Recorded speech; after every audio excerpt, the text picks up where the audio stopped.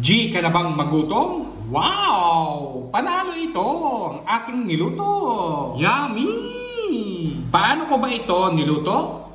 Halip po kayo! Sabay-sabay natin panoorin itong aking ginawang video! At sana, kung hindi po kayo gugutumin, bigla ko siyang na-miss, kaya ito ang aking niluto. Our lunch for today! Ito pa po ang mga ibang ingredients na ating gagamitin sa pagluluto ng ating pananghalian. Bawang. Lutuin natin ito hanggang maging golden brown. Damihan natin ito ng sibuyas dahil yun ang sekreto para umami ang ating niluluto.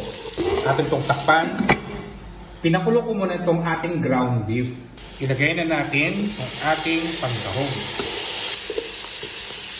Lagyan natin ito ng konting asin. Sinunod ko na ang black pepper. Atin itong takpan. Ilagay na natin ang toyo.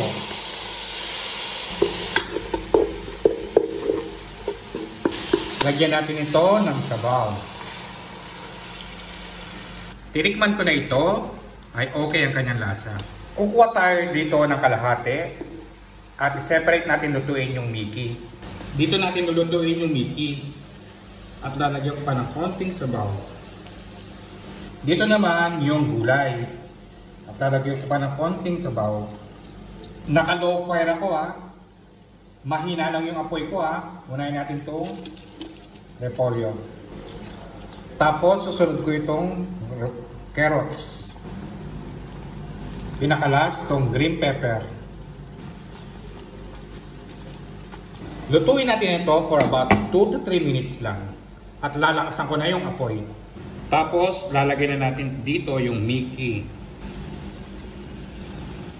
Lutuin lang natin ito ng half cook lang Lagyan pa natin siya ng konting sabaw.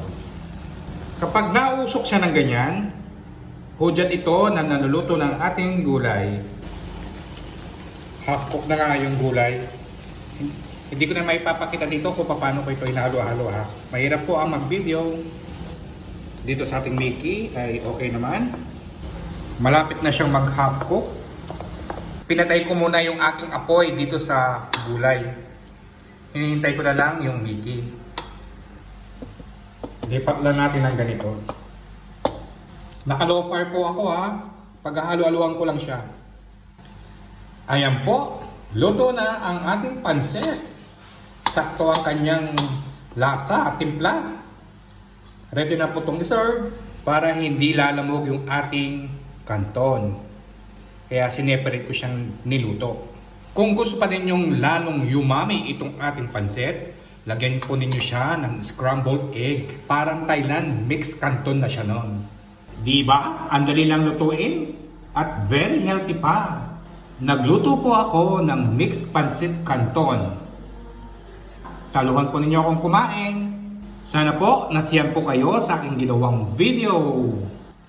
Thank you for watching. Like and share. Follow me more. And see ya. Ingat po kayo parate. At palaging good vibes. Bye!